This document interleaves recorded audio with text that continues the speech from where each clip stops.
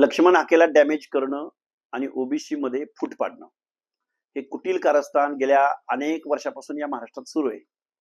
लक्ष्मण हाकेंच्या गाडीवर कधी दगड टाकली जातात, कधी महिलांना अंगावर सोडलं जातं, कधी डॅमेज केलं जातं, रात्री अपरात्री गाठून वाटेल ते आरोप केले जातात.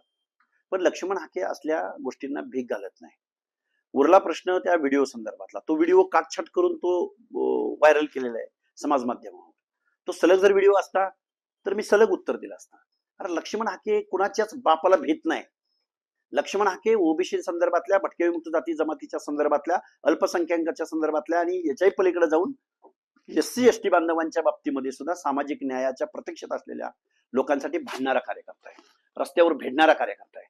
अरे आमदार, खासदार, मंत्रीपद, राजकारण ह्या गोष्टींना भीक घालणारा कार्यकर्ता नाही, रस्त्यावर भेटणारा कार्यकर्ता आहे. लक्ष्मण हाकेला डॅमेज करायच्या भानगडीत पडू नका. हा माझा, हे जे काही कुटील कारस्थान आणि चिल्लर चाळे करणारी लोक आहेत ना, त्यांना माझा इशारा आहे.